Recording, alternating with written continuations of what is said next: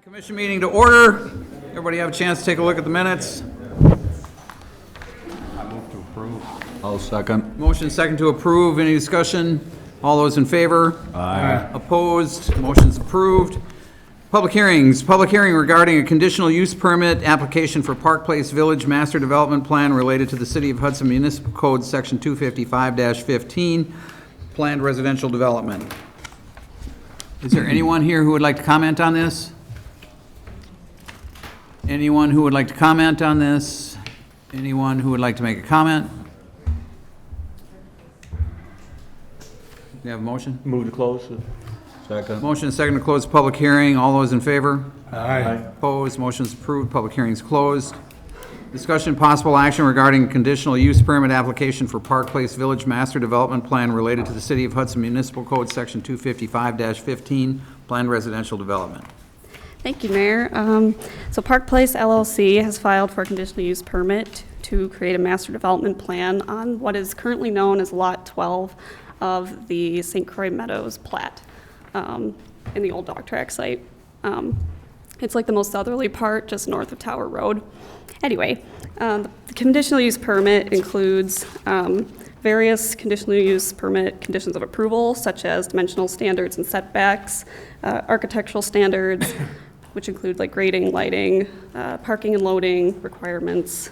We also dove into some of the apartment and other multifamily uses requirements, because they do have that one outlot 3 that's designated as a future development for a multifamily complex.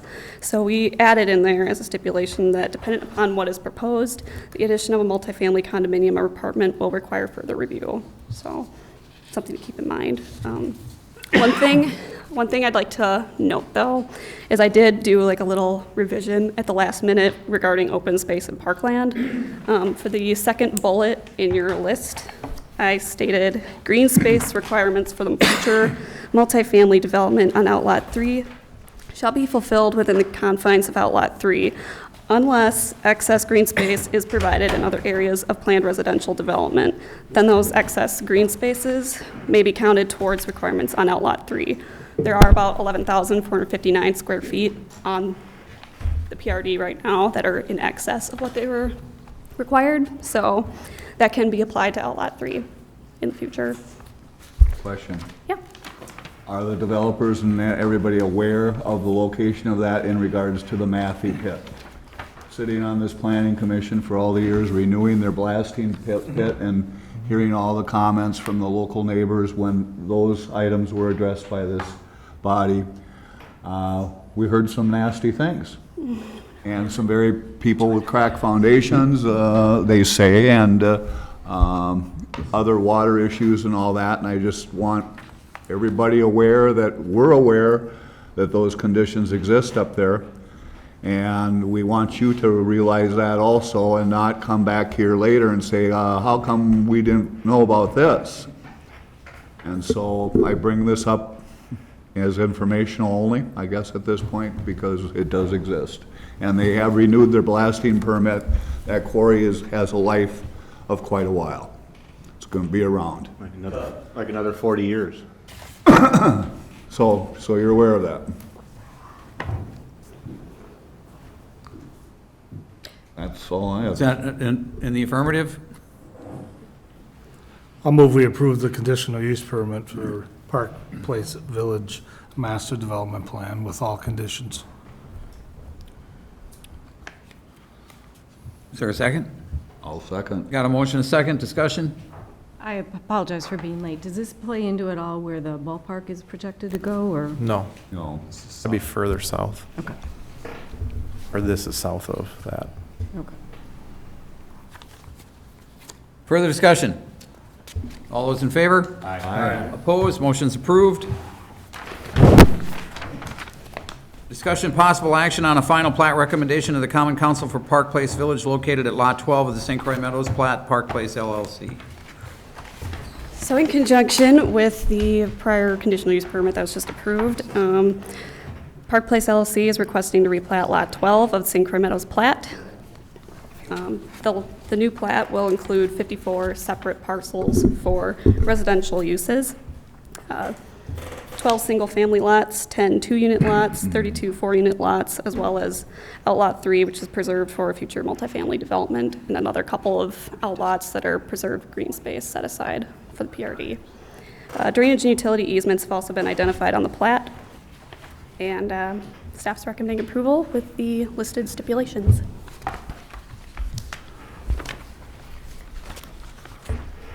Move we approve the final plat recommendation with all contingencies. Can I ask a question or two? Sure, after you second it.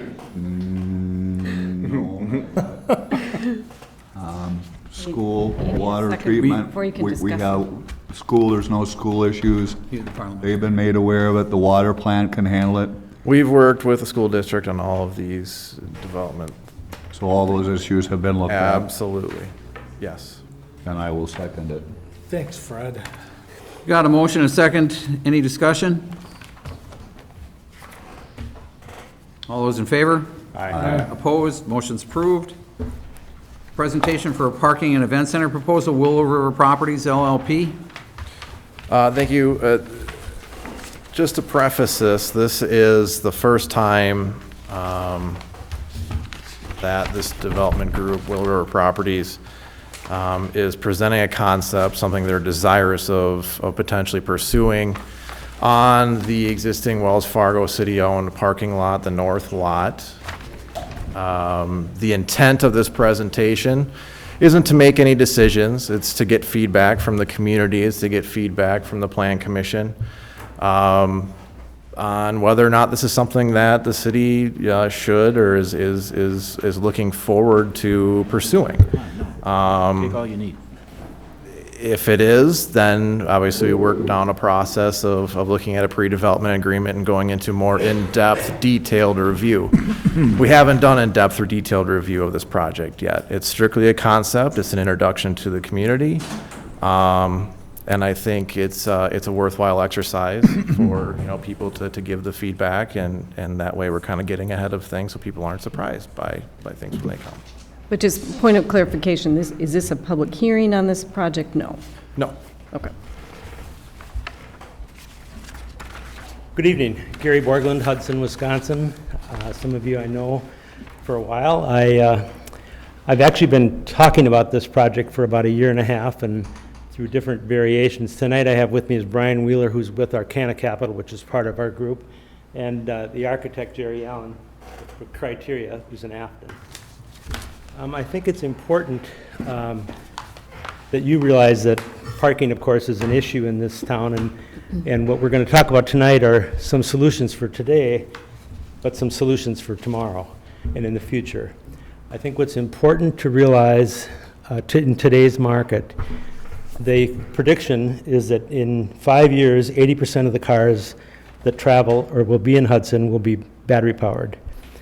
And I don't think we're ready for it, and most cities aren't ready for it. And I'll give you an example. The Holiday Inn on Carmichael Road, the new one, has charging stations that are built in, supplied by Tesla. The Hy-Vee store in Oakdale has 9 charging stations that are Tesla applicable and 2 others in addition to that, or maybe it's 3 others. So I think when we talk about our project tonight, we'll talk about how we viewed it. We brought some stand-ups that you can take a peek at later if you'd like to, but everything else should pretty much be on the screen. I think that when I first looked at the parking issue here, I thought parking, it's a great idea, but if it's just parking, it's not going to make any money. I've spent considerable time, I've interviewed the people in Stillwater. They're not doing well in their parking at all. So what I'm proposing here tonight is a mixed use. This is a 5-story garage. The top floor is an entertainment center. And we'll kind of go through and you can ask all the questions. We have one data sheet at the end that'll completely give you all of the breakdown of spots allowed and so on. And we should probably pass these out here.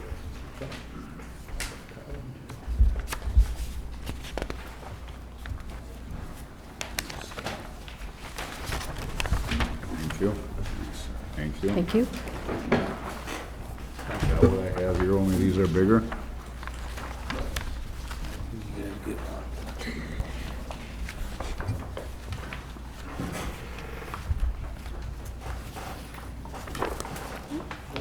land we're talking about is the land that is just north of the Wells Fargo. As you can see by the map, I've indicated it's actually two pieces of property. And I think in having the survey done, you need to be reminded, because I was, that the bank has access through city property. So the bank has an easement through city property. Likewise, the city has an easement through bank property. And all of that has been defined, and then we can certainly give you the detail on that.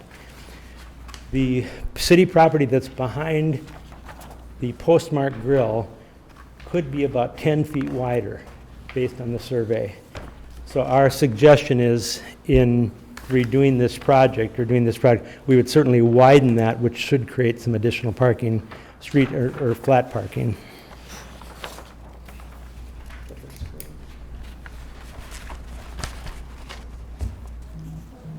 Yeah.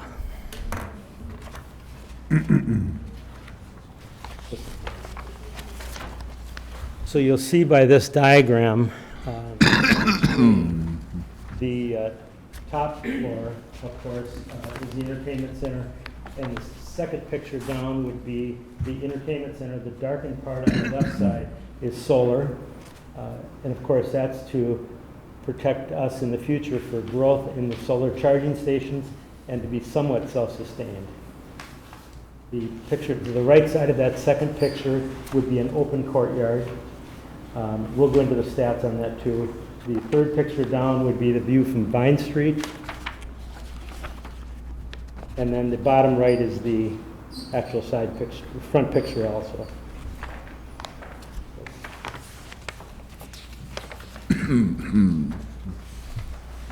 The floor plate is the picture on the screen currently.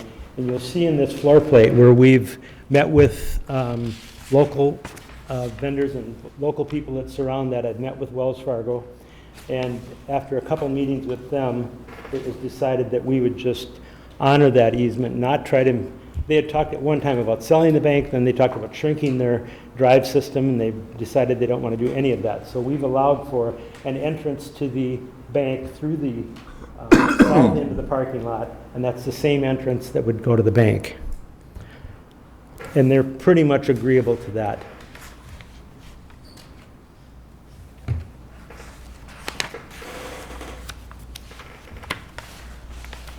Another level we have, which is the fourth level, we've actually planned for 5 to 7 apartments on the fourth level that'd be overlooking 2nd Street.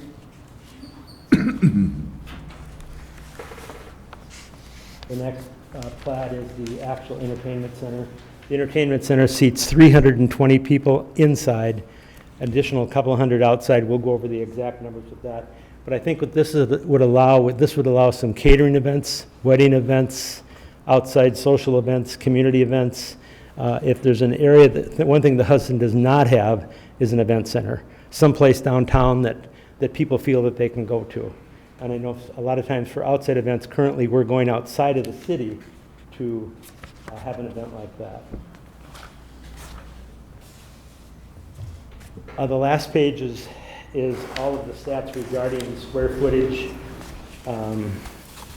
number of cars parked. We're talking about almost 250 cars, 247 to be exact. Gary, for perspective, what's the total of parking capacity over there right now? Right now, Yeah, 60, I believe. 60. Now, one of the things we took into consideration when we talked about an event center, if we have an event for 300 people, the numbers we're getting back are about 120 cars for an event center that would handle 300 people. So we haven't solved all of your parking issues. We think there is still a need for additional parking. But I feel that with that additional 250, it certainly would serve the community most days of the week.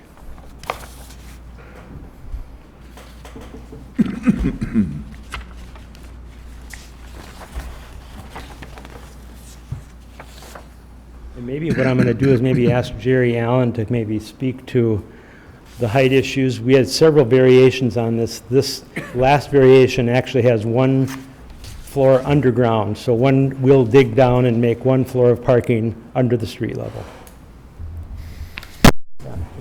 Yeah. Surely. I'm Jerry Allen, and we're working with the city's requirement of 45 feet high with a 4-foot parapet, so 49 is the dimension. And when we started to accommodate the number of the cars that the city was asking for, we were at 66. And we're working with Walker Engineering, and so we're looking at a section that is 11-foot 6 floor to floor. So we pushed one level down, so we confront basically Second Street with basically 2 stories of parking, and it's covered with an ivy, so it's kind of a green corner park vertically that we're creating. And so without a final survey for the heights, but you can visualize this, starting at the bank, we have to be on grade with that service for the tellers. And with our height, we are at 54 feet. Then if you take an image in your mind of from that to Vine, I used a very conservative measure of only rising 2 feet. I think it's more than that. And then from Vine to the corner of our property, I took another 3 feet, and that comes out to 49. You take an average, which the city gives us the variance for, and the average is 52. And so we feel that we'll be able to comply with the 49 when we're done with the engineering and making that height work with the city requirements. And I did fail to mention that initially, before Jerry worked on this project, we went to Walker Parking. They're the largest parking consultants in this area and have done considerable projects. And I actually went to them and said, give me the concept. Once I had the concept, then I went to Jerry and said, okay, let's rework everything and bring it back to them. We've identified, with people we've worked with in the past, a couple things I'll mention. In working with Kraus Anderson as probably our go-to contractor, because we have a good working relationship with them. The other thing is, we're working with Kraus, it allows us to use local help if we can get it. In other words, if somebody locally can do the excavating, Kraus will allow that. If we can hire a local electrical contractor, Kraus will work with that. And I think that's important when you're dealing with a project of this size, that you try to lean on people in your own community. Gary, Go ahead. couple of questions, Gary, on your resident parking. What level are you gonna have that? How are you gonna police that? Is it gonna be blocked off? Is it gonna be gated for your residents of those apartments? And the second question is, you've got work people parking, because you're using it as a ramp for our city, trying to help us offset our issue. How are you gonna enforce it when you have an event that's gonna draw 300 people? How are you gonna enforce those parking spaces? Are you gonna kick them out? How do you police it? Well, a couple of things. In answer to your question, yes, we would designated parking for the apartments. Currently, the code is 2 parking spots per resident, so we've allocated enough parking away from that for those apartments. Secondly, I mean, I think at an event night, it wouldn't be uncommon that we would maybe have a gatekeeper there or hire someone to be there. I think it's important when we talk about growth and smart cities and parking that, one, our system talk to your system on the parking side. And it's important that if we feel like we are going to have an issue with maybe too many people parking there, or the event is going to be bigger than we anticipated, we'll probably have a stationary person checking people in, and maybe have so many pre-registered for the wedding. After that, we'll cut it off so that there's still public parking available. I guess I'm trying to play devil's advocate so we can answer these questions before we go so far down the road. But how's that gonna, if the relationship falls apart and people are saying they won't let us ever park in there? It's the city that you contracted with, blah, blah, blah, however we come to agreement, and there's no place to park. You guys stopped letting us park in there for public parking. How do you address that? Well, I think we address it by thinking that this is not a save-all. This is not going to save all of your parking issues. Oh, I realize that. However, I mean, I think for an event, we would probably cap the number of spaces we would allow for an event, and we would make the rest available to city parking. Keep in mind, there'll be some of the parking in this ramp that will be some of your stationary parking now, because you're giving up 60 spaces to get 250. So again, I don't have all of the answers on exactly how that will work, but I think as we go on, we can come up with a formula that is comfortable to the city and yet will solve our issues also. Okay. You know, Randy, one of the things that I've been insistent upon, and I don't want to speak for Mike, but I think he would agree with this. When we've been talking about city-owned surface lots, we have one across the street, and then we have Wells. And we're talking with two different developers that really have designs on our surface lots.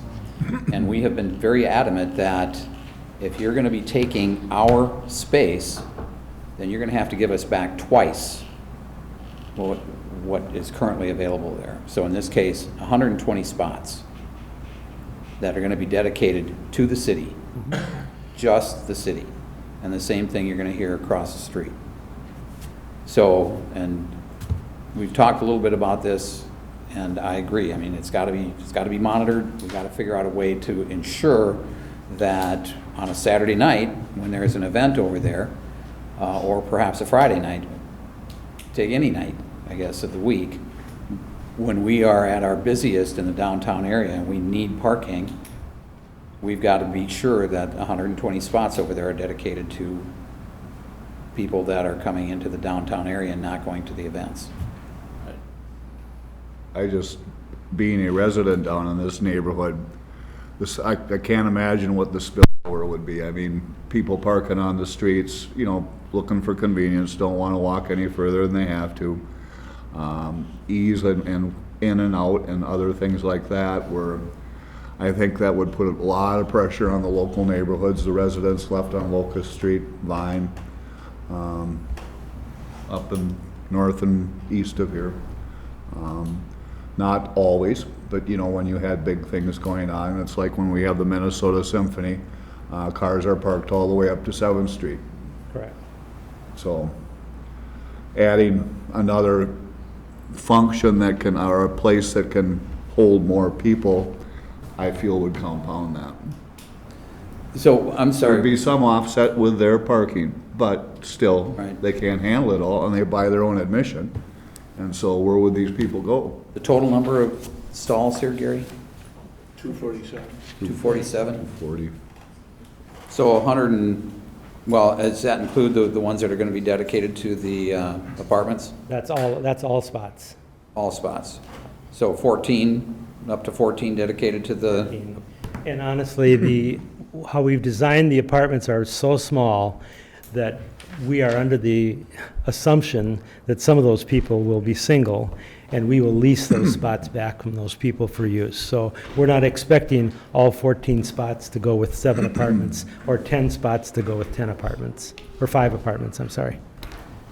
all right, so that leaves us with 233 stalls. Let's just say that you're dedicating 14.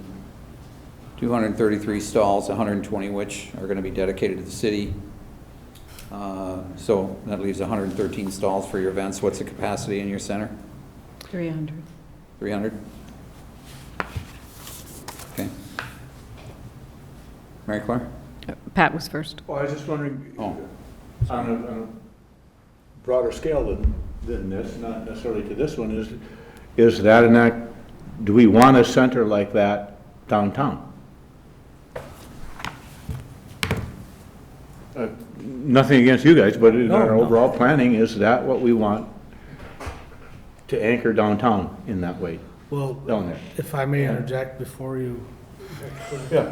Being in the tourism industry, I can tell you, there is no venue right now, and we just approved a daycare, that's why I was asking a daycare and a dentist's office for the I last. understand.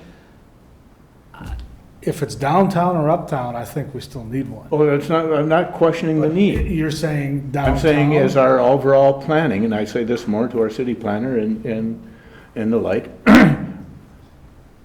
how is that event center going to change the character of downtown? If it is, and it can go either way, positive or negative, it's going to have an impact. It could, because we're gonna showcase Hudson at a bigger level on, with something like that on top, Maybe, the way I'm picturing it, just my opinion. yeah, and maybe not. The bigger question is that what we want downtown? And then you make accommodations in other ways to take care of the fact that they may need 150 cars that night or on some nights and instead of the 120, and we're gonna have to absorb parking taking place other places. Those things are gonna come along with it. But do we want an event center like that downtown? Or would we rather see it up on the hill or elsewhere? Now, granted, you know, they're before us now. Right. But I think to our overall planning for everything that's happening and gonna happen to downtown in the next couple of years, do we even know what's going on with all the moving I parts? think you're talking about a global discussion. I think it's gonna come into play in another issue we're gonna talk about tonight, right? Is where do we want these activities to take place? Pat, is what you're talking about, Yeah. right? have And anything to add to Mary this, Mary Claire, Claire? sorry, I did not mean to do that, Mary Claire. No, two questions. So I think there's also been discussion about a potential conference center up in St. Croix Meadows. So Correct. how does that play into that? And then do you just have a rough market rate that you're thinking for those apartments and what that range would be? I mean, it may be too soon in the process, but just I would curious. say rough market rate would be $1,400 a month market rate rentals, yeah. Ballpark. Is it worth it compared to parking? And Troy Byrne has an event center now too, as I think most people know. Yeah, but I could tell you, the business traveler does not want to necessarily go out. I understand that, I'm just saying who has them. And I'll tell you, another reflection is when we're doing our, our things in the chamber or with the businesses, and you maybe could speak to it, we have to go outside of the city of Hudson. Businesses have to go on the outside of the city of Hudson. So we're losing some of them dollars that we could bring. Not that it's all about that, but we're losing that business. But 'Cause there's no Pat's also saying we can't put 10 pounds in a 5-pound bag. I absolutely hear that. And that's the problem we're trying to resolve. We're not against the idea. It's, you can't put 10 pounds in a 5-pound bag. What do you do with all the people and everything that comes along with that And I think type we of have a building? greater responsibility than that, and that's not to screw it up for the people who already live here. Right? I do. Well, a couple things in response. That Yeah. what we're doing has an impact to the way the community is gonna live. It's gonna have an impact to the way the downtown is gonna live.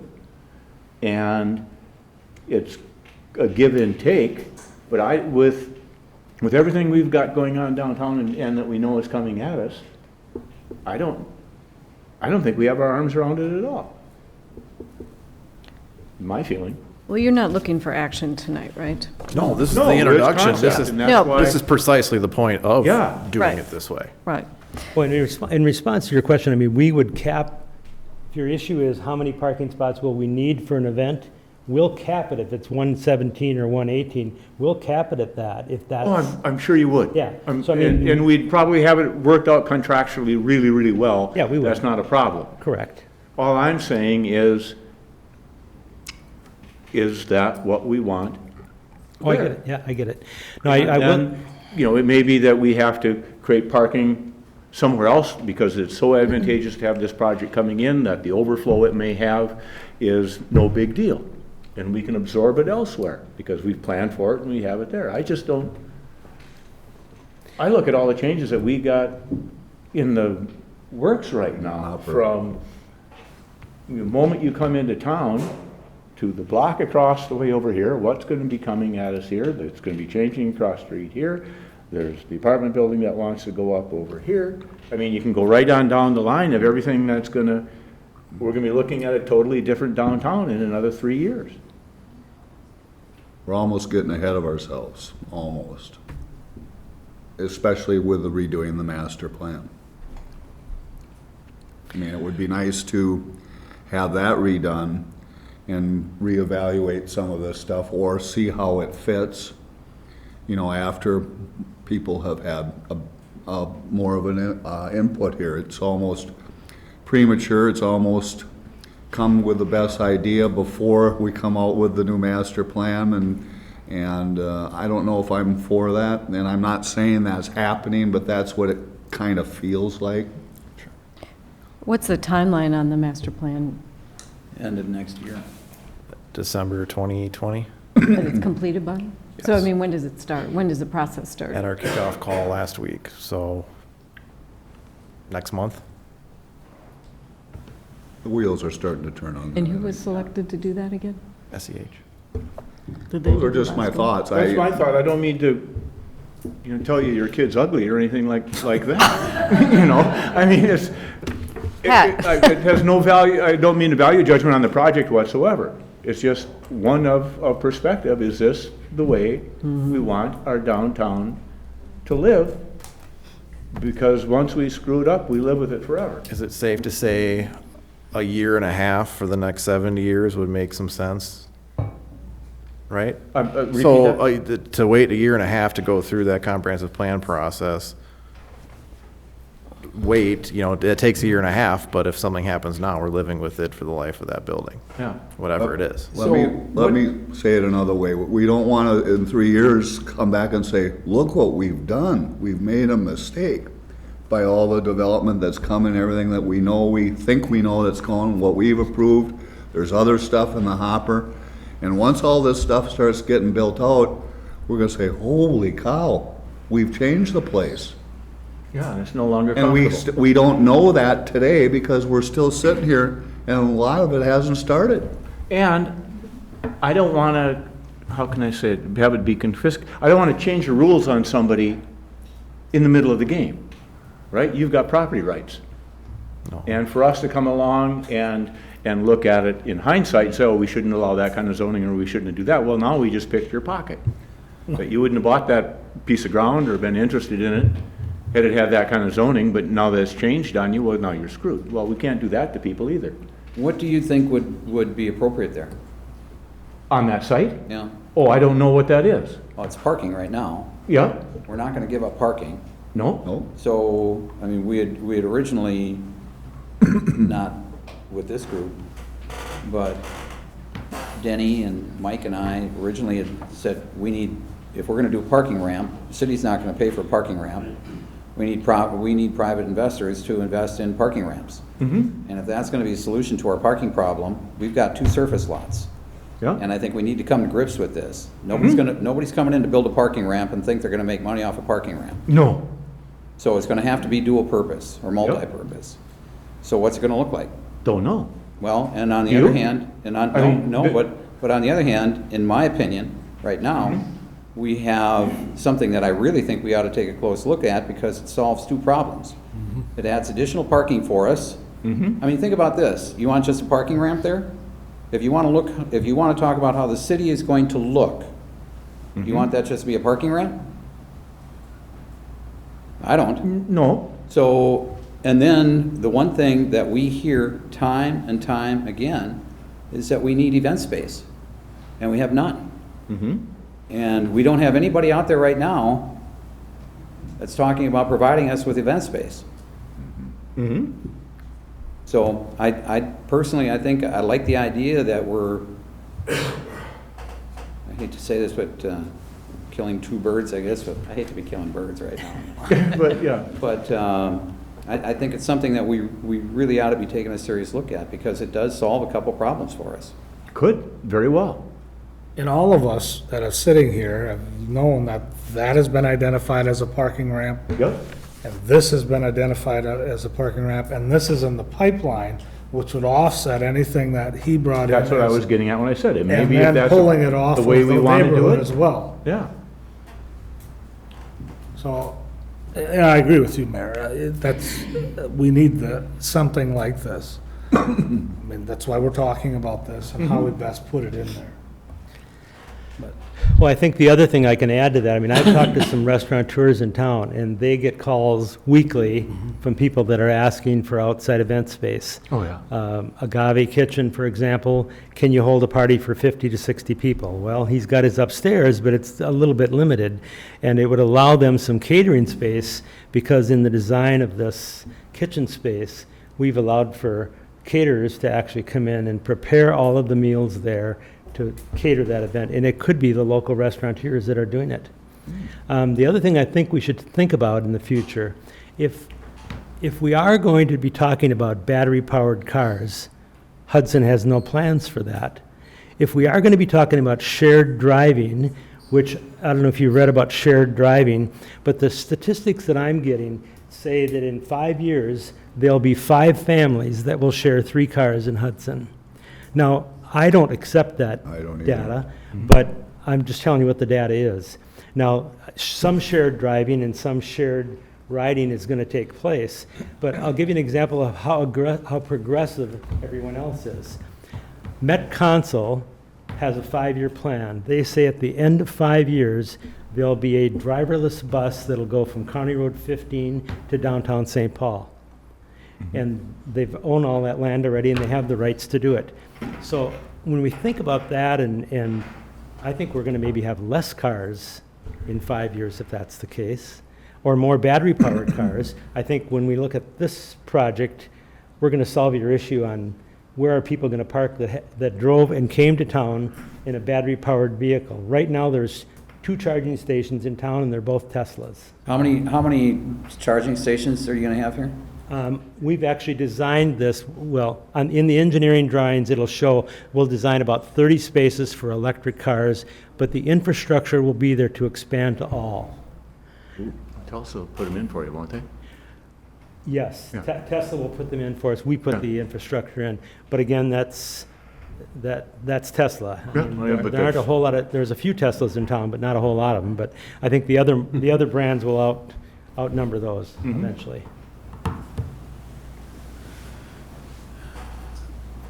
Anybody else? Questions, anything? Gary, any further comments?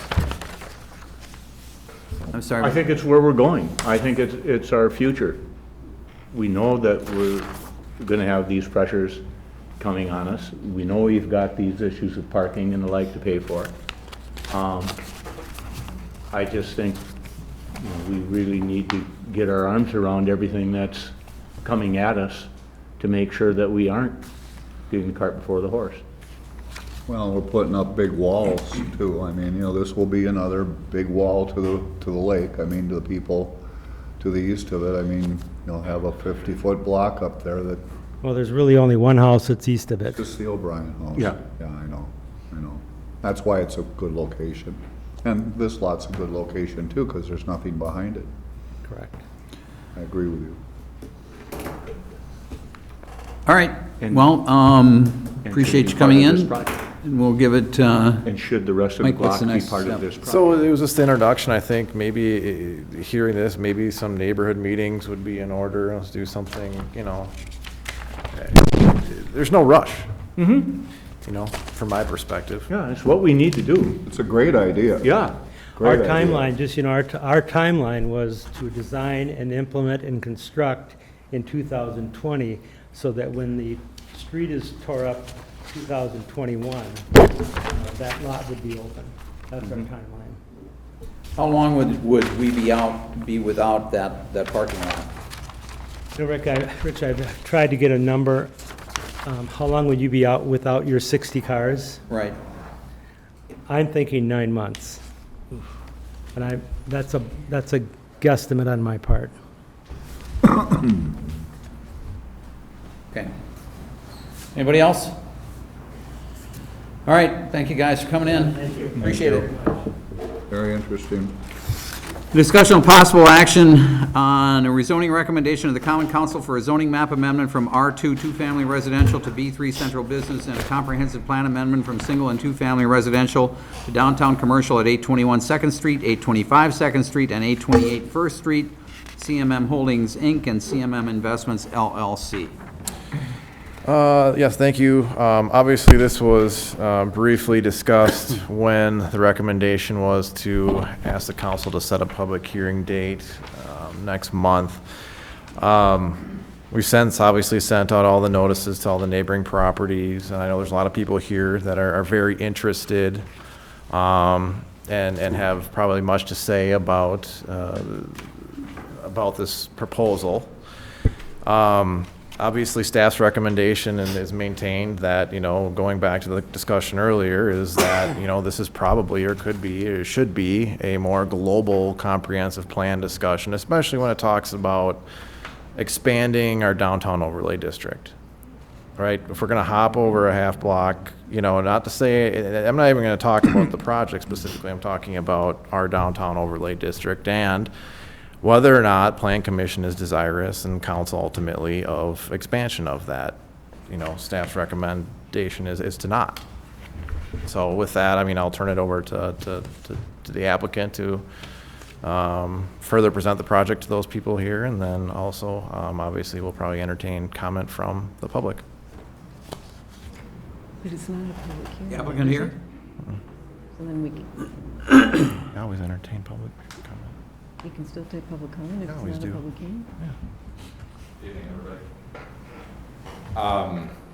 So I think you've all got everything in hand. Really, what we're looking for at this point in time is rezoning. We've put a concept in front of you for potentially what a building could look like on that property, but we realize down the road that's something that would be looked at, more directly in that process of approving that particular building. Right now, we have 3 dilapidated houses that were built in the late 1800s that are foundations that are falling apart. They're rental properties. We don't know how much longer those houses will sustain, and we're looking for a direction to take that property that's positive for Hudson. Since the last meeting, when we actually brought the proposal in, showed elevations, plans, I've had discussion with 2 additional neighbors on the same block that are right along with us in wanting to talk further about being part of our process. There's 2 additional houses yet that I haven't talked with those owners yet, but again, I'm looking for the public hearing. We want to take this in a step-by-step manner. We want to hear what concerns, legitimate concerns the neighbors will have with this. The block already has AT&T on it. That is a full brick building with very little windows. Our building that we have in our proposal would bring to downtown essentially 18 to 21 condo units. There would be no parking implications on the street. Everything is underground parking, 2 stalls per unit.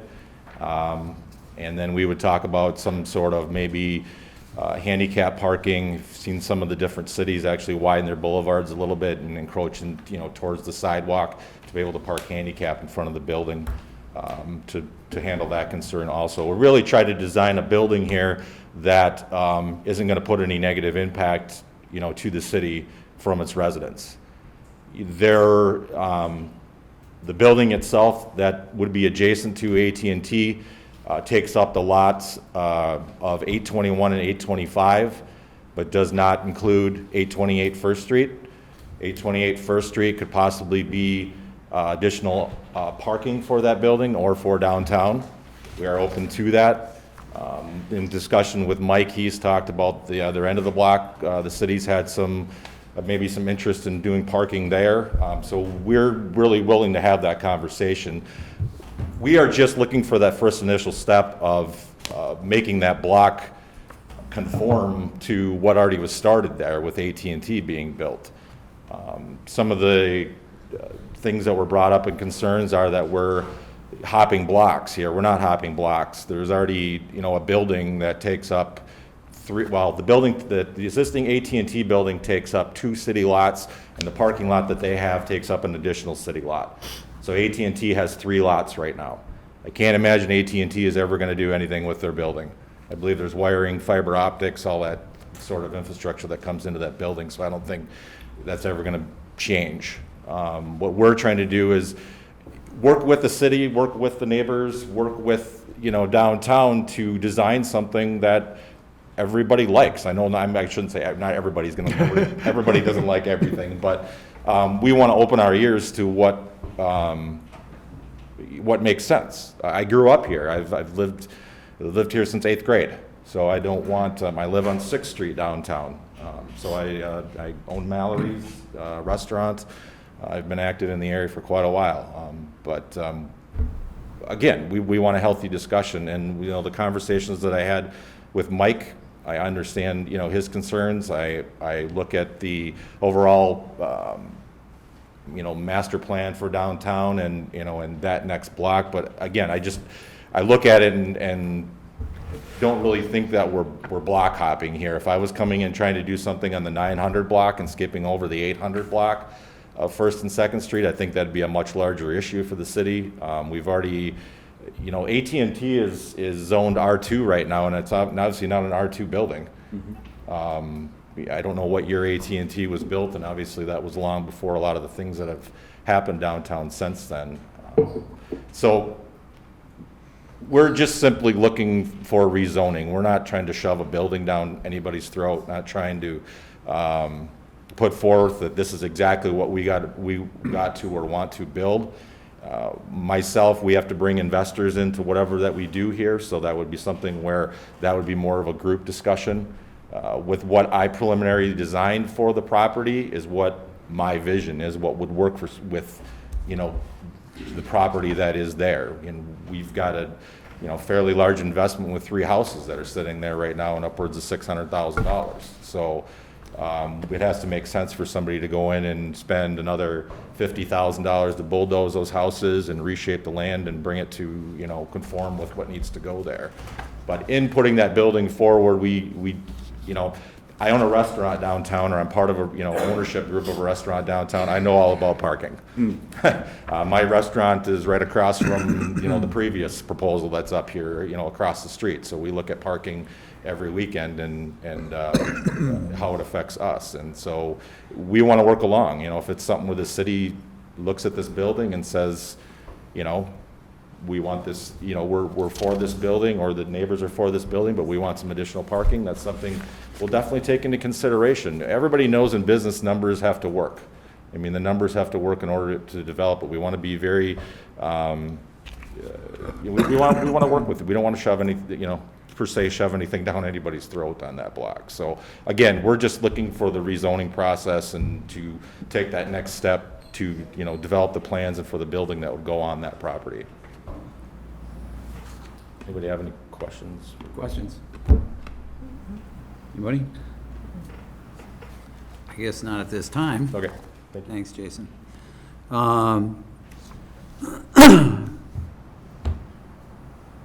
This is not a public hearing, but are there people here that wanted to comment on this? Sure, come on up.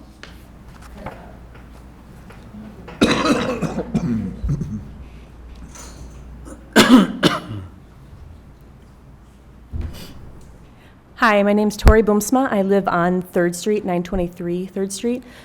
So this building is within my eyesight. My only concern, I don't have a problem with multifamily being built on that corner. My concern is what is being built in Hudson now and that coming forward on 2nd Street as well. Container housing is what is popping up in Hudson, or at least that's, I envision, or I see it, excuse me. The new building that's on 2nd Street, the one that's proposed up for Vine, and now this one downtown on 2nd.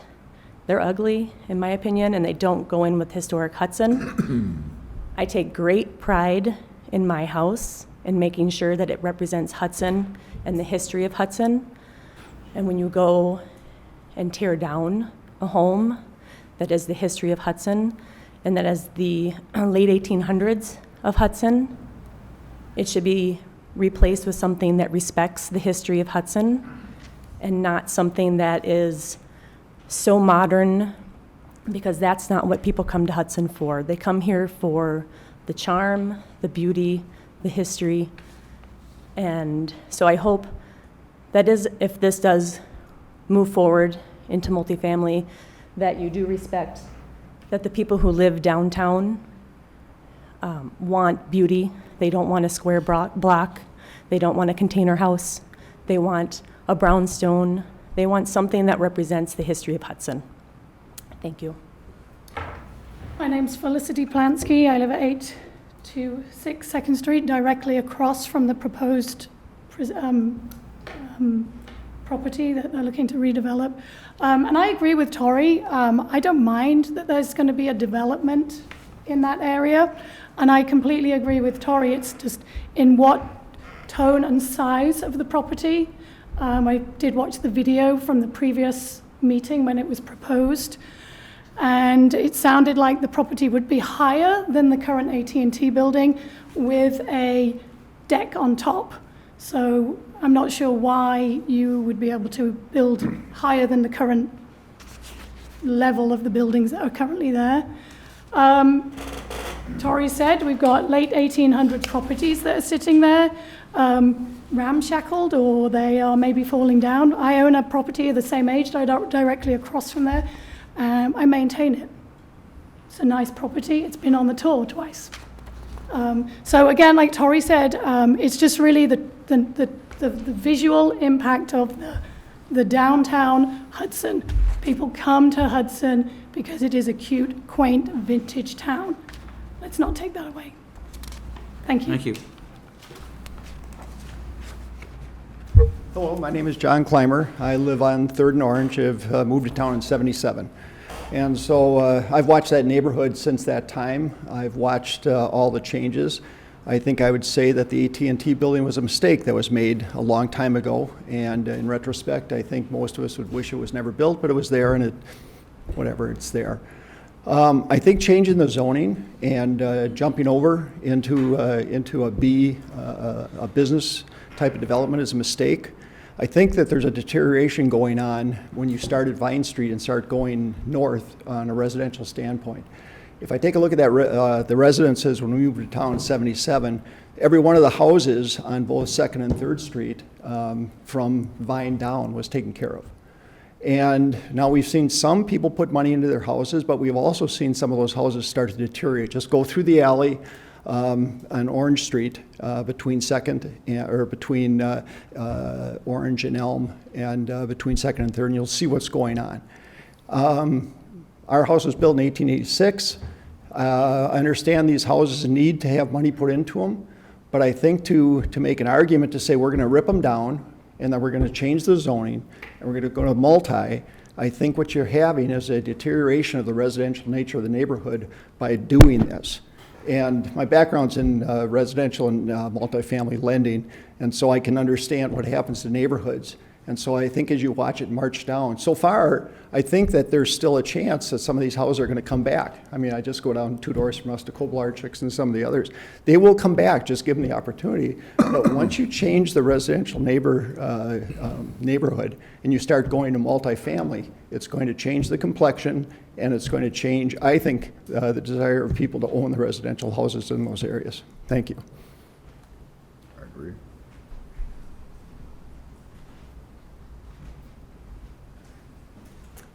Hi, I'm Betty Crusoe. I was informed because I own a property on First Street, 821 First Street. I think the real concern here is changing the zoning because somebody is requesting it and encroaching on the neighborhoods. Not to say that his design, I mean, if that's what he's going to go with, it's just a huge wall that's being built on 2nd Street and will definitely change the way of a residential neighborhood, especially a historic residential neighborhood. As far as the houses go and investing $600,000, that's his choice. It's not our choice to get him out of it. I think that those houses can be revamped. I mean, I've done many of houses in Hudson that we can revamp.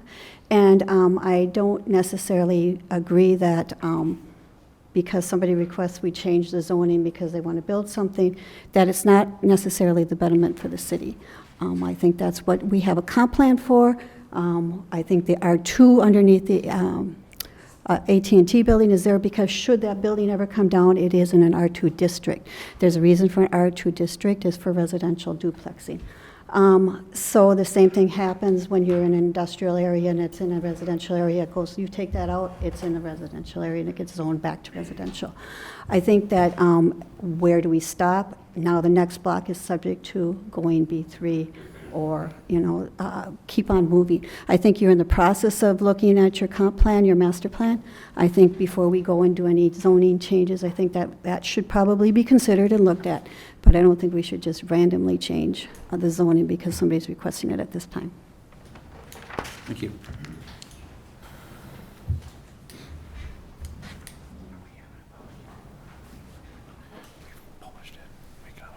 I'm Jimmy Oberg, live at 819 3rd, and I guess I'm really opposed to having that some type of 4-story, 3-story building coming in.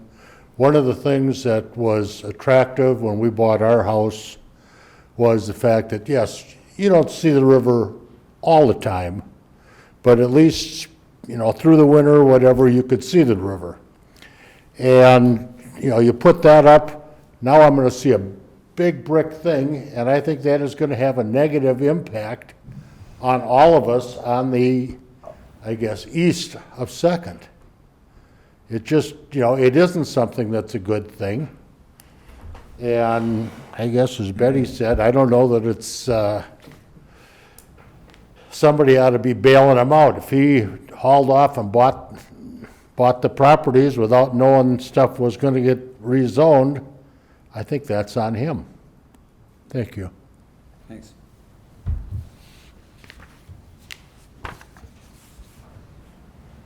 I'm Bob Zappa, live at 822nd Street. I've been there about 30 years. When I bought my house, I got a good deal on it. It looked like a haunted house. I restored it. A couple of times was asked to be on the tour of homes, which I think that's what the city is selling, these old houses, I'm trying to live up to that.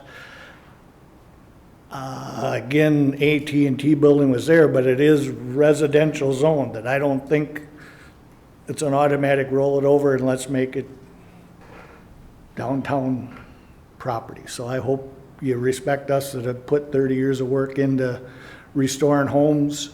I guess I heard that, they're run down. We'll get somebody that'll fix them up.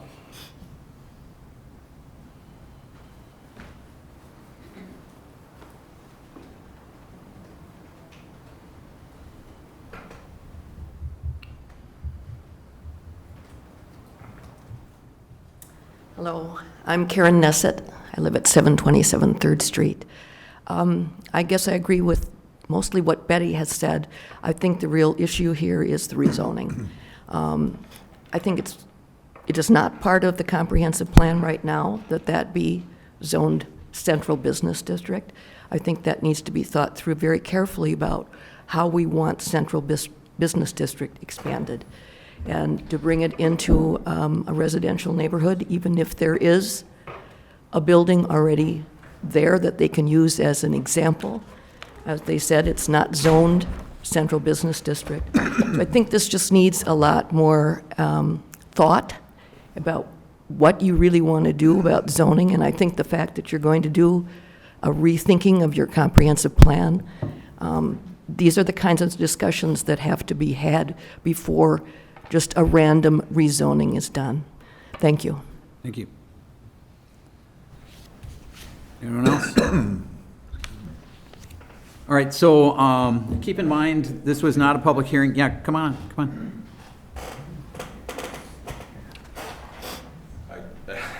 I just want to make a couple of comments here because a few of the comments are that we bought the property and we have 600,000 into it. This isn't about that. They're rental properties. Those properties are what they are. They cash flow just fine. They take in $1,400 a month in rent. That's where they're going to stay. I'm a landlord. I look at what intake is on what we can get for rent, what money that you can take from that rent and put into that particular house. You can't take a house at, say, 825 or 821. I lived in the house at 821 and put way too much money into it when I lived there. But I liked where I was and I lived there, and now my brother-in-law and my sister live there and they rent.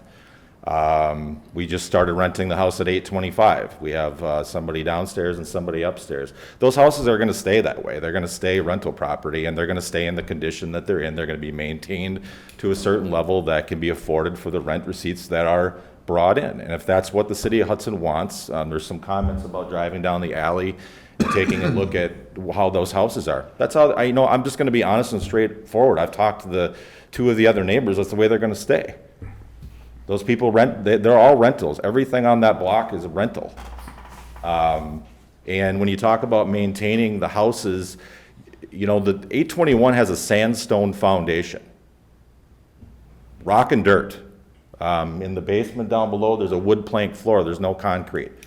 Every year, more and more dirt and sand and rock falls out of the foundation. The only way to fix that is to put a new foundation under the house. You can't put a new foundation under the house when you're taking in $1,300 to $1,400 in rental receipts every month. Again, not trying to, I look at this as trying to do a positive for downtown, and if the city decides that they don't want it and the neighbors decide that they don't want it, then so be it. We'll continue to rent the property and do what we do with it. But I can tell you that it's not going to improve. We are very open to taking into consideration, I apologize, I didn't bring the elevation with, but I think two of the parties that spoke said they saw the video. We tried to do a brownstone, nice historical. I'm not a fan of what's happened downtown either. To be personally honest, I'm not a fan of what Valley Cartage did. I'm not a fan of what happened in the, I believe the 700 block across from where they built that building with the colors. I want historical to be kept as much as anybody else. If anybody knows, what Mallory's used to be before Mallory's it was left of center. And I put almost $1 million into that building to get it to where it is now. We put a brownstone brick foundation or facade on the front of the building. I think most everybody would agree it's a nice place. We put a heck of an investment into it. And we're looking to, we've bought some other things before you. So that's honestly what I'm looking for. I'm looking to do something positive for downtown on that block. And I wish I could go in and say we could build. You can't take down those houses and build new houses there and have it make sense. It would never happen. Not with, this day and age. I've been in building my whole entire life, and I know what it costs to tear something down and rebuild it. I live on 6th Street. I tore an old house down on 6th Street and built a new house on a double lot that I have on 6th Street.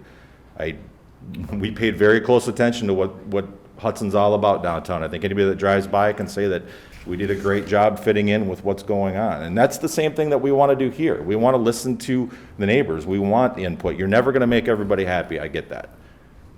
But we want to do a positive. If it's something where we can trade off parking with the city to help the city downtown with parking. We didn't want to create an impact further by, doing a multifamily and adding parking issues to the city. That's why we designed a full underground parking for off-street, 2 spots per person. They have storage for each unit.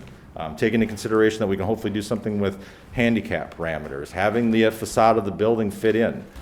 As far as height's concerned, we can talk further about the height also. I mean, we've got, multi-levels of living with, the possibility of doing a roof patio. That roof patio would have no facade or no obstruction of view from, the other direction. It would be on the rear side of the building. So anybody that's between 2nd and 3rd wouldn't have a visual obstruction. It would be whatever the height of that building is and to take into consideration with sight lines. We're not looking to do anything here that's going to create World War III downtown Hudson, trust me. So we're looking for this to take the step of rezoning so that we can start the process of making the block look beautiful and, fit in with what already got started on the corner. We can't do anything with AT&T. So do we finish the block off, or do we just leave, dilapidated rental housing? That's really our 2 options. Jason, as long as we're being blunt, this is wrong for downtown Hudson. You started out the wrong way with this concept development. That does not fit.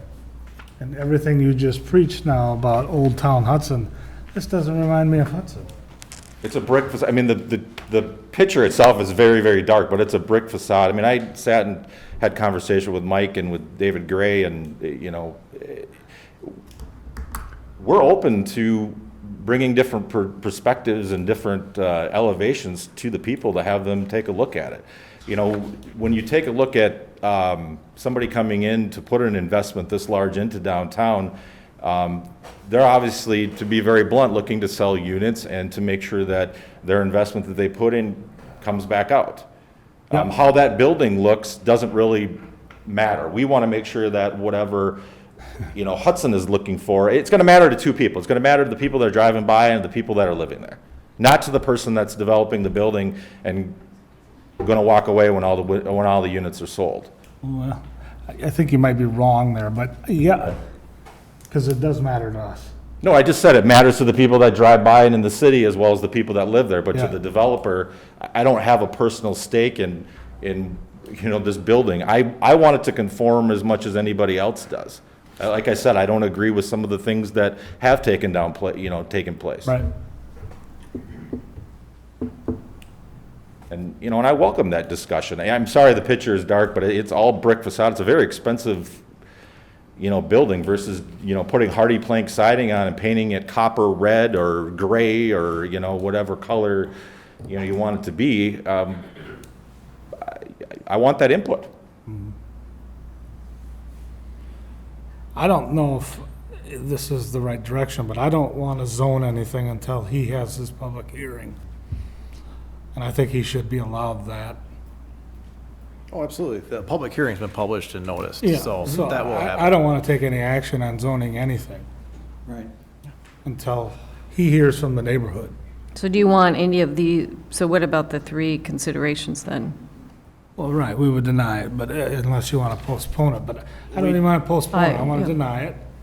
I'll move to deny it and want to wait till the public hearing.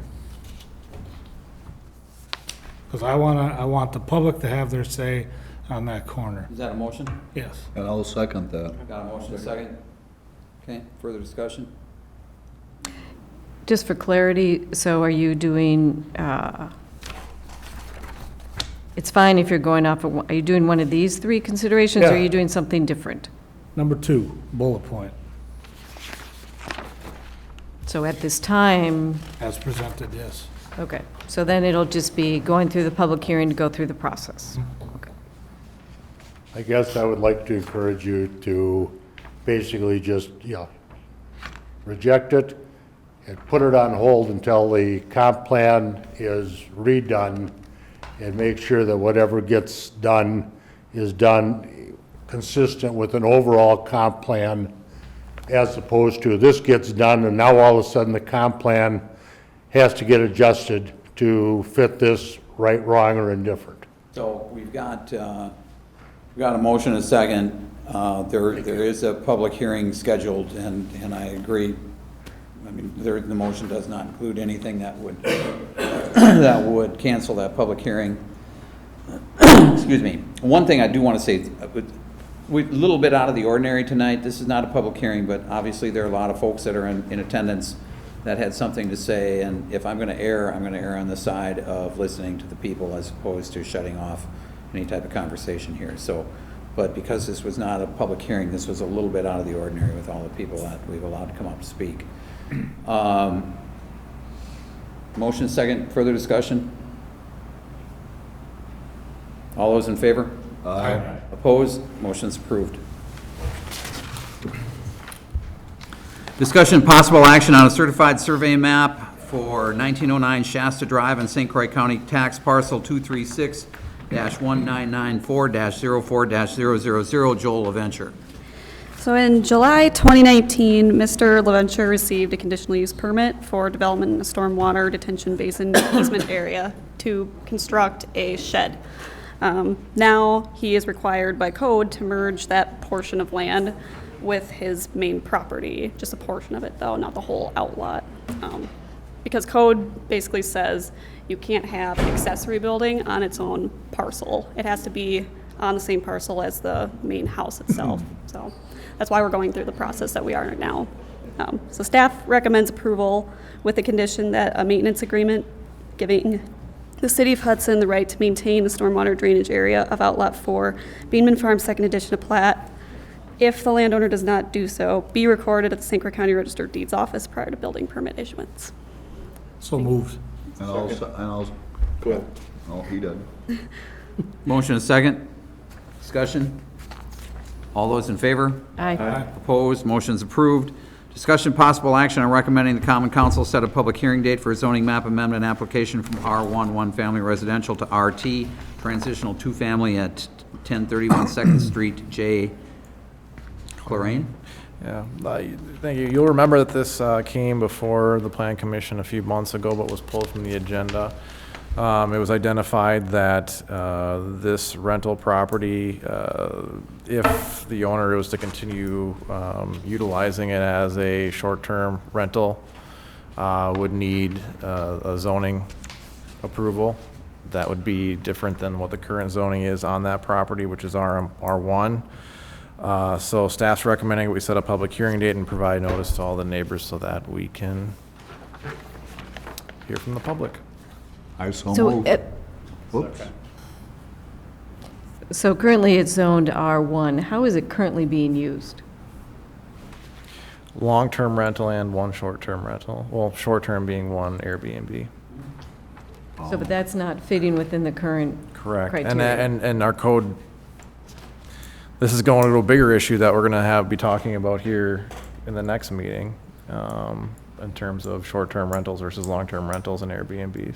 So, but do they, I'm just asking, do they, if they're not following the code, do they get to continue to operate as they are until this is reviewed? We're getting an opinion from the attorney. So again, what do you recommend? Set the public hearing date. Okay, I so move, or say, Motion is second. Discussion? All those in favor? aye. Opposed? Motion's approved. Excuse me, if I can just add one thing. I know there's some folks that are unhappy that this continues to operate not following code and the other stipulations that those properties are required to follow. So I guess, do we know how soon the attorney will render a thought on this? We met with the applicant and his attorney last week, and we expect to have a response from ours this week. Boy, that brings up a huge issue. It is. It's a large issue. And thankfully, we're going to commit enough time to that next meeting. Well, but you can't, then part of it, you can't pick on just one person and say, you shut down while all the other ones still keep her going. What do you do about that? Well, just let me interject that on the back of it, they are permitted through the county. Yep, they have a rooming house permit.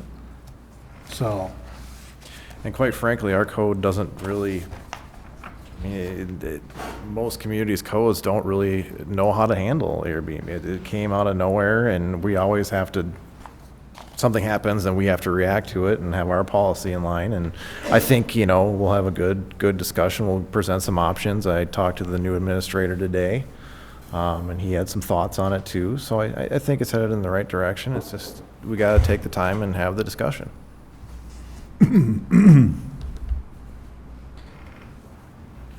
Okay, got a motion, second, or did we pass that one?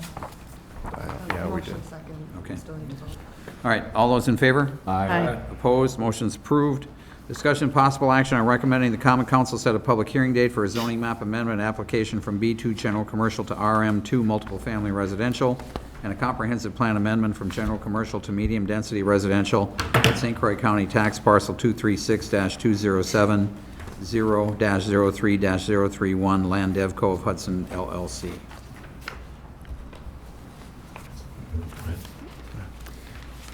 So Land Devco of Hudson is requesting to rezone Lot 31 of the South Point plat from B2 to RM2. The consideration also requires an amendment to the comp plan, and the applicant is desirous of rezoning the property for the development of a 3-story residential condo building. They stated that the building would have approximately 88 units, a sky deck, and some underground parking as well. Additionally, the application proposes a maximum building height of about 50 feet. Staff is recommending that the Common Council, or that we set a public hearing, Common Council needs to set a public hearing date for this, but we're recommending that they set it, so. What a mouthful. So moved. Second. Motion is second to approve. Discussion. All those in favor? Aye. Opposed? Motion's approved. Discussion possible action on a concept development plan for Hudson Hospital's EMS department expansion, Hudson Memorial Hospital, Inc. The Hudson Hospital submitted concept development plans to expand their emergency department in the main hospital building located at 405 Stage Line Road. The expansion includes internal building remodeling as well as a about 0.05 acre building expansion on the south side of the building, extending out from the existing ambulance parking. Some parking and green space reduction is proposed in the plan itself, as well as improved landscaping, adding some more trees and bushes and stuff. The staff is recommending approval of these concept development plans in your packet with the listed conditions. So moved. Second. Motion is second to approve. Discussion. All those in favor? Aye. Opposed? Motion is approved. Discussion possible action on a downtown design review lighting plan for 302 2nd Street at Ziggy's. So Ziggy's has submitted a downtown design review before on July 23rd for a sign package. But in that package, we kind of assumed that it wouldn't be lit. So it was approved on the premise that it wouldn't be lit. But we found out later on that it would be lit. So this is being brought forward to you guys so that you can approve the lighting plan for it.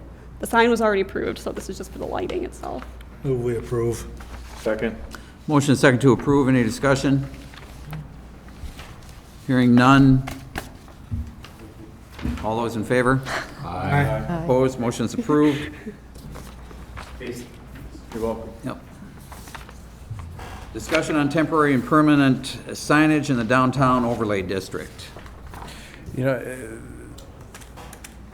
Tiffany was able to put together, you know, all of our requirements as it pertains to temporary signage downtown. Obviously, we had a significant discussion on this. Was it last meeting? What was it last meeting?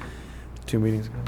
I think, you know, this is just, I guess, informative than more than anything. This is what we look at when we get applications. Obviously, we haven't gone and done an actual survey of everything downtown, but this is the starting point of that discussion. So, you know, any feedback or, you know, if we're looking at tweaking things, I'm not asking for an answer right now.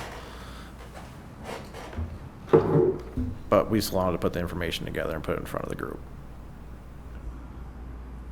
All I care is that there are some guidelines and you've come up with it, and just so it, you know, doesn't swallow the place, hey, looks good. Well, you know my concern. My concern is I just don't want to hamper the free commerce downtown. And if they want to put something up inside, like a painting or something to advertise they're having an event, I don't want to have them threatened with a letter, for lack of a better term. Sure. Let them build their business, you know, free Well, that's no commerce. different than having opaque windows versus look-in windows. Some people don't want you to see in and others do. Okay, have at it. Thank you. These exist now. These exist now, yep. Randy. All right, any further discussion? Nothing? Mary Claire? So I think, I mean, one of the questions that, items that was brought up by Betty's memo, which I agree with. So there used to be a historic preservation committee or a historic kind of design committee or historical committee or something. I remember, because I remember some folks that had served on that. So is there a historic design review committee and historic downtown group, or? It would have been ad hoc. It was at the time when they did the moratorium downtown, when River City Center was proposed. I remember, well, I was gone at that time at school. But when the development was proposed for River City Center, which was a total revamp of that, they Your predecessor was the chairman. Yep, and they went through and brought in Putman. Blake. Putman Planning and Design, and then, Blake was there, I thought you were talking about Denny. No. you know. Downtown design The reviews? downtown visioning study, you know, and that, they moved that forward. They approved that back in '07-ish.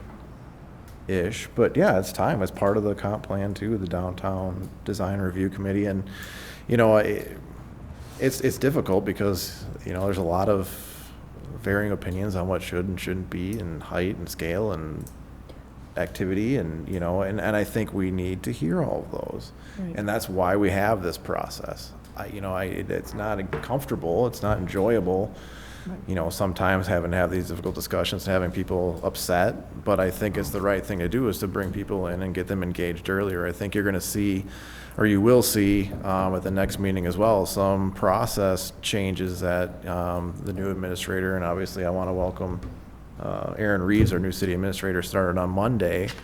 You know, we talked about it, but I think there's some things that we can do, to our process to help improve it, and at least get applications out in front of the neighborhood prior to coming to having neighborhood meetings, prior to coming to plan commission or council.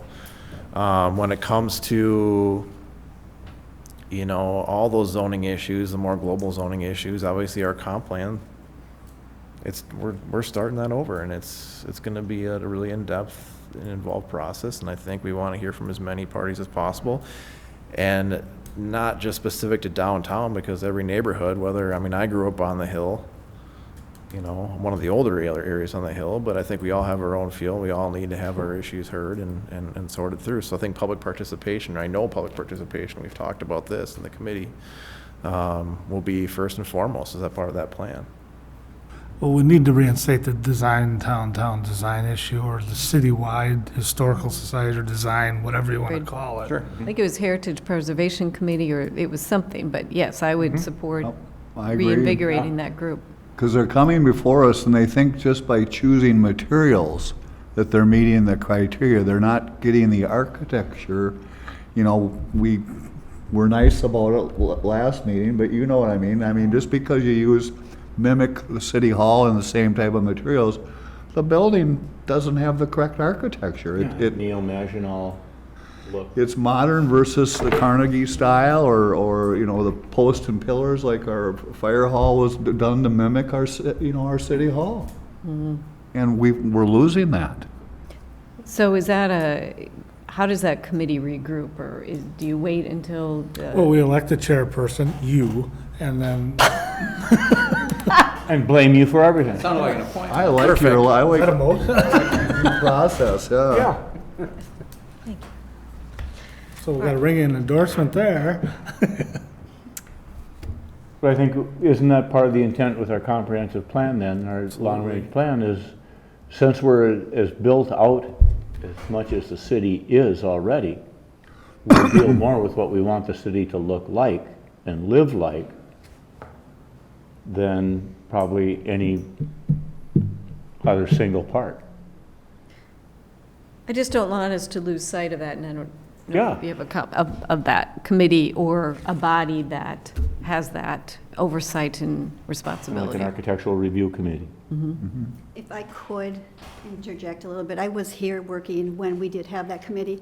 And I think that, you know, it wasn't, I don't know what meat the committee really had, or what, it was an advisory committee or what. I wasn't involved so much with that. I think a lot of good things came out of it. I think part of the problems that were with that committee is that the dream scale of it was too much. And I think that's where people started backing out, and it Yeah, kind of Betty, just fizzled out. I don't want to cut you off, but 'cause I think you bring up a good point there, is that, you know, some of the projects you see in that document are very large-scale projects. Massive, big projects. In the visioning study they In did the vision thing. downtown. I think there were good things about it. One of the things that Putman had proposed is that you would open up, you wouldn't have solid buildings, you would have openings so you could see down towards the river. You would change the front so you would have businesses that were actually facing the river and that you would approach them that way. There was a lot of good things that came out of that. But I think right now, I see our value in our city is really great, and people are wanting a piece of it, but they want to make it money piece. I think that our draw here is our historicness. I think when I go to Rochester with my husband, that I run into people, oh, you're from Hudson? Yeah, we love Hudson. We love going and spending the day. We walk around, we stay at a B&B, or we'll stay, someplace, and we enjoy it. And I always say, is parking a problem for you? No. They park wherever and they walk. I know it's been a parking issue for 20 years we've been discussing. It's kind of like the bridge. We discussed it 50 years, finally something happens. But I think the advantages that you have with your downtown, and I think your businesses need to be involved. They're the one that has the money in it.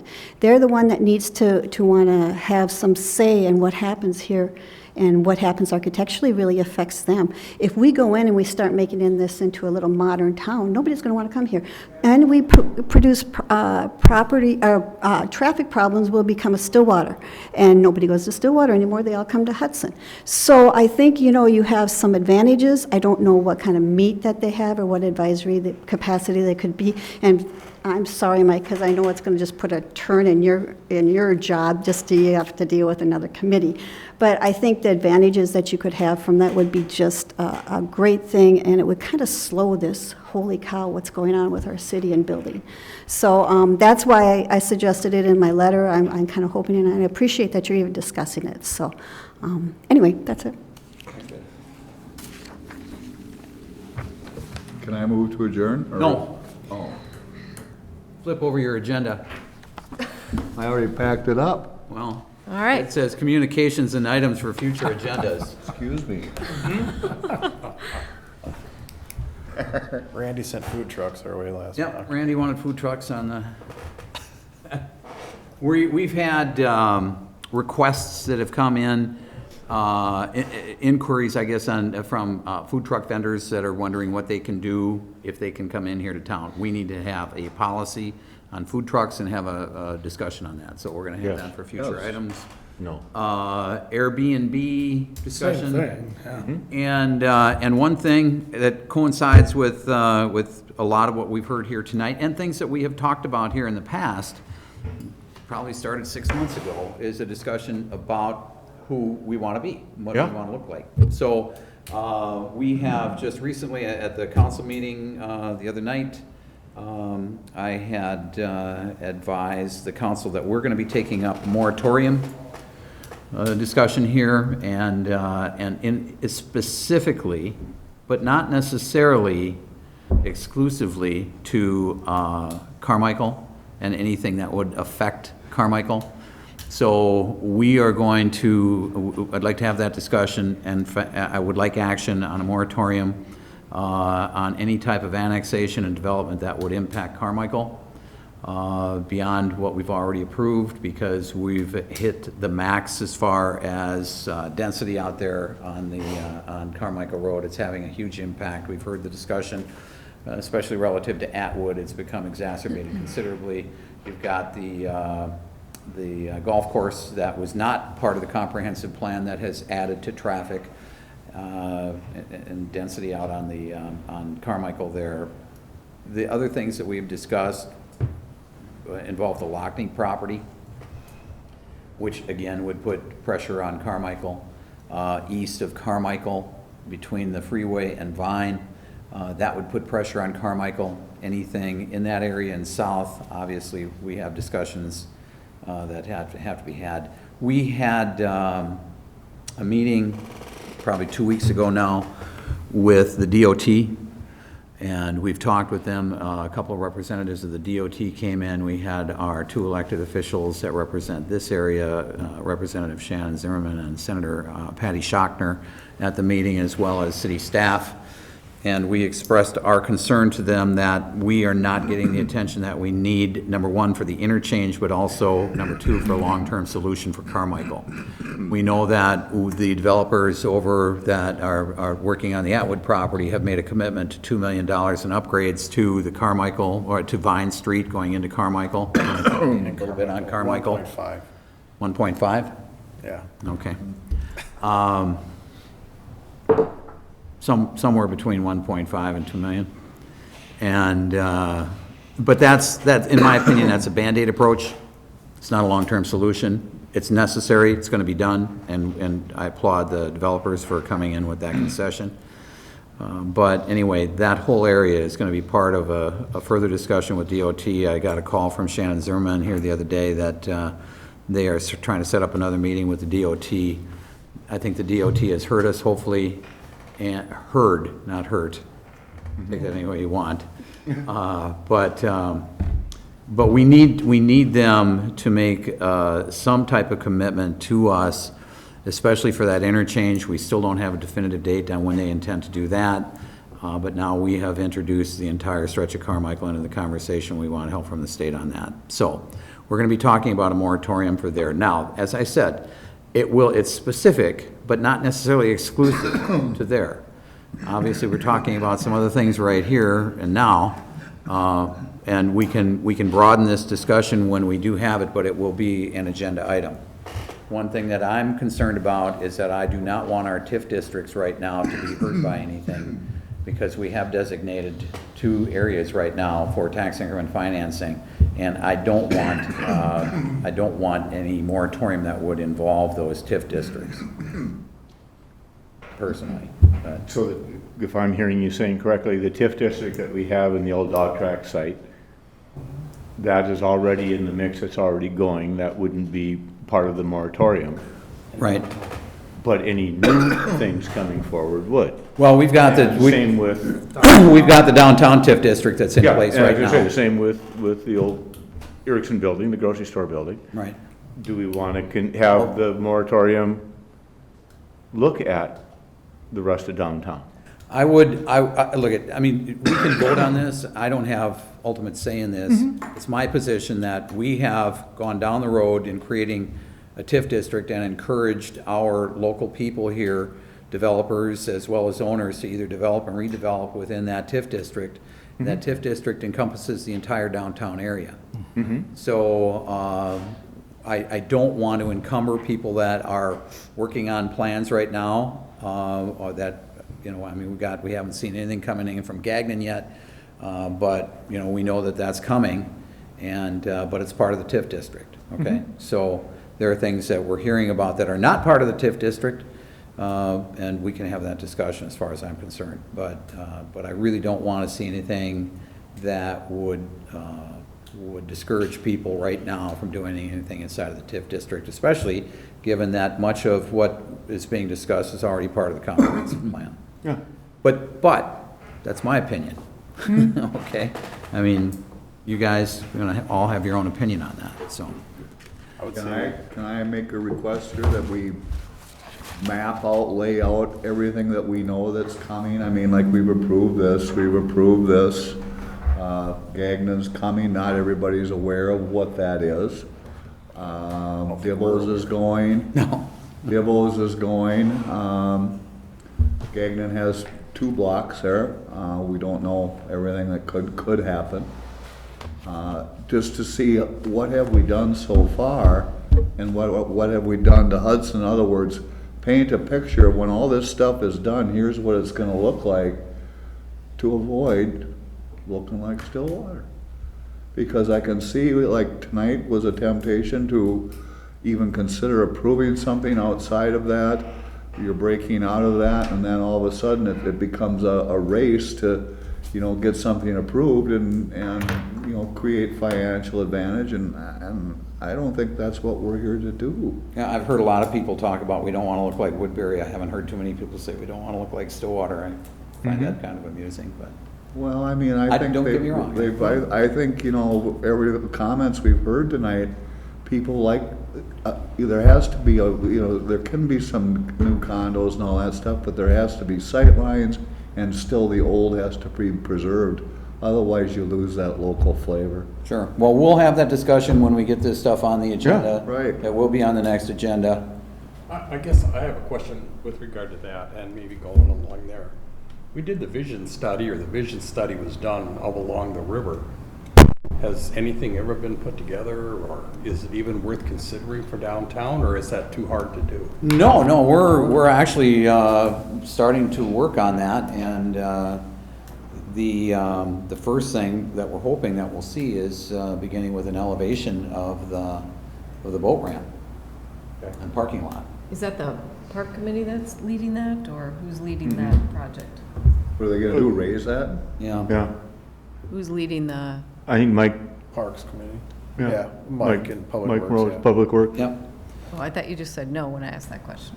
I just think that Park that Board vision isn't study- doing it, but Public Works is, and Mike Morose is looking at doing it, and then they will come to Park Board with Okay. something saying. So the issue with that right now is that it's a question, when can you do it? The fall is the best time to do it. The ramp isn't in use as much, and actually it's closed down at a certain period of time. But again, we're at the mercy of the water.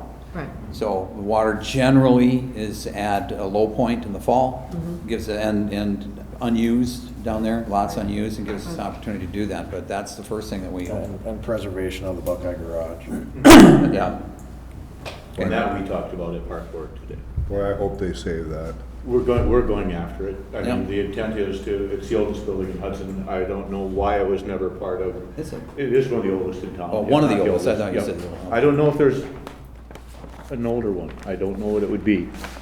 But I know I've got stuff where it goes back to 1887. Okay. We want to keep it. I question the valuation that the firm came up with it as a number, Right. 90 grand, come on.